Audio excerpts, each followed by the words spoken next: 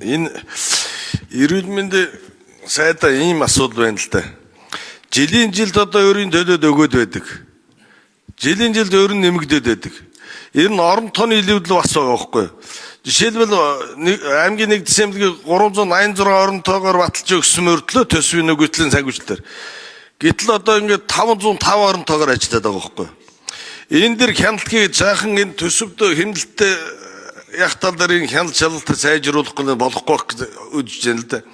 Төсвийн сайн нөгөө юг эсэлтгэлийн санхүүжилттэй холбоотой нэмэд өгсөн мөртлөө тэр нь дахиад өөр зүйд өсгөөд байдаг асуудал байж байгаа. Хариуцлага асуудал бас байгаа. Энд одоо хяналт хийж өссөн үү гэдэг.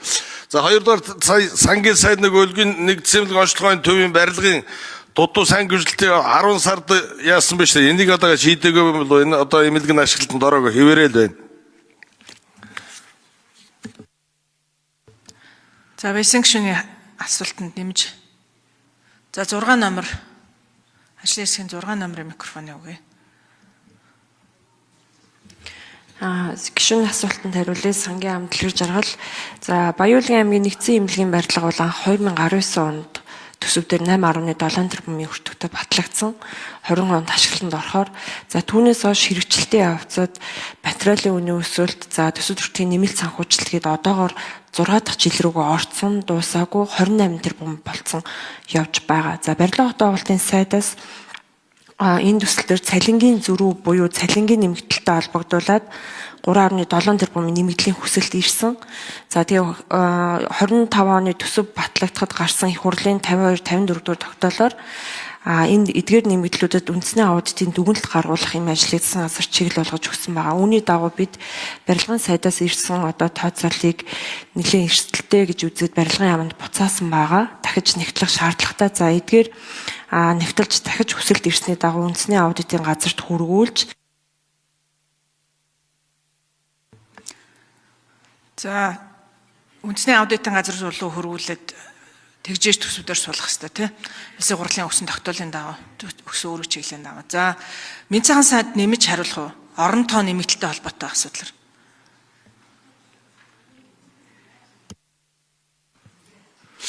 Энэ бид нар ерөөсөө эмнэлгүүдэд өөрсдөө өрөнд орчод байгаа зүйлийг бол ерөөсөө өөрийн төлөхгүй байгаа бид нар. Эмнэлгүүдэд эрүүл мэндийн даатгалаас өгөх ёстой мөнгийг л төлж өгж байгаа. Харин өөрсдөө эмнэлгүүд менежмент муутай оронтойгоо нэмэгдүүлээд өр төлбөрт орсон тохиолдолд удирдлагын багтаа тооцооллын нэгэд хариуцлагын тооцох асуудал яригдж байгаа.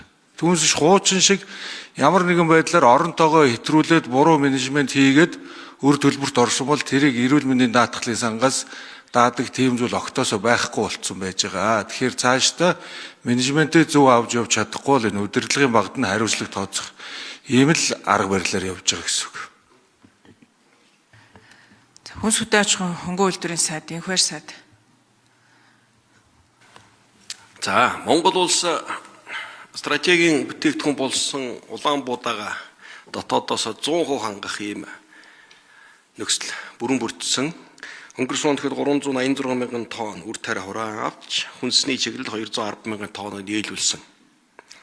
За нөгөө талаар өнгөрсөн өвөл хаваржилтын хүндрэлтэй холбоотойгоор эрсдлийг бууруулах үүднээс Гурилын болон Улаанбуудаа алан дотрыг тэглэсэн улсын хурал шийдвэр гаргаж за энэтэй холбоотойгоор хөрш Орос улбаны улсаас 64 мянган тонн бэлэн гурил 76 мянган тонн Улаанбуудаа татваргүй орж ирсэн.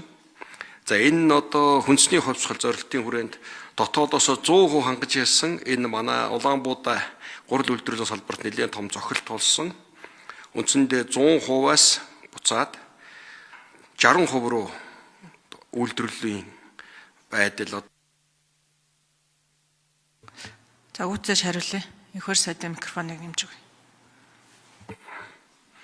100% одоо дотоод хангалтаасаа бид 60% руу унж 40% импортын хамаарал эрс нэмэгдсэн юм үзүүлэлт байгаа. За энийг засгийн газар дээр асуудал ярилцаж зуудын гол эрсдэл өнгөрсөн тул засгийн газар энийг их хурл дөрвөн байрны хуулийг дахин одоо эргэж харах ёстой гэдэг юм хуулийн зөвлөргөн барьсан. Одоо хаврын тариалт эхлэх гэж байна.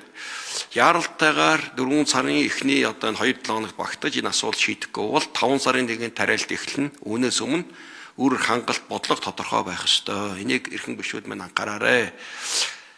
Энэ асуудал шийдэгдэхгүйгээр бид цаашдаа газар тариалгын салбарын хөгжлийн асуудал ярихад туулын одоо хүндрэлтэй эрсдэлтэй байдал үүснэ. За дэлхийн бүх улс орон тарифын бодлогоор дотоод зах зээлээ хамгаалж байгаа гэдгийг бүгд сайн мэдэж байгаа. За ийм хариулт өгье.